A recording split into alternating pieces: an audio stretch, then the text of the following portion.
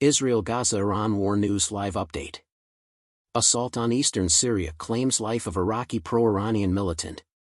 The Syrian Observatory for Human Rights reports that the strike took place in the province of Deir ez-Zor, an area characterized by Iranian involvement and frequent targeting by both Israel and the U.S.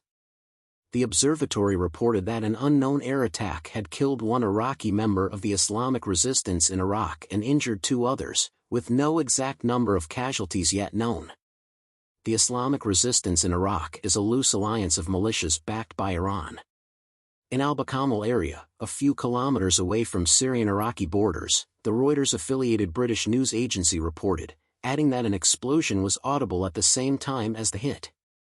The Sayed al-Shuhada brigades of Iraq have claimed responsibility for the killing of a fighter, stating that the attack occurred on Friday, which targeted his vehicle during a reconnaissance patrol on the Iraqi-Syrian border. They have also linked the attack to the United States. No one has yet taken credit for the attack, but a representative from the U.S.-led military alliance that joined forces in 2014 to counter Daesh said AFP that neither the coalition nor U.S. forces carried out overnight strikes in Deir ez-Zor. Drones had been flying over the area for at least a few hours prior to the strike, according to the observatory. Although it seldom discusses them publicly, Israel has launched hundreds of strikes in Syria since the civil war broke out in 2011, with a focus on pro-Iranian forces. Strikes on eastern Syria killed 16 fighters with ties to Tehran in late March, including an Iranian military advisor. One civilian World Health Organization employee was also killed in the strikes. The Syrian government has relied on Iran as a reliable partner for quite some time, particularly in the form of military advisors, even though the United States-led airstrikes on the Houthi rebels in Yemen have been going on for months. The once ragtag group has kept up its threat to the world's most important shipping lines, attacking ships in the Red Sea region with ever more advanced weaponry.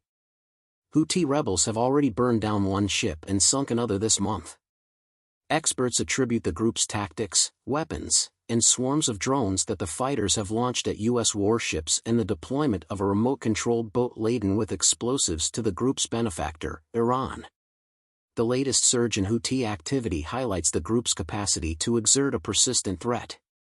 They depend, in part, on a continuous supply of Iranian weapons and experience to both evade and continue attacking U.S. strikes.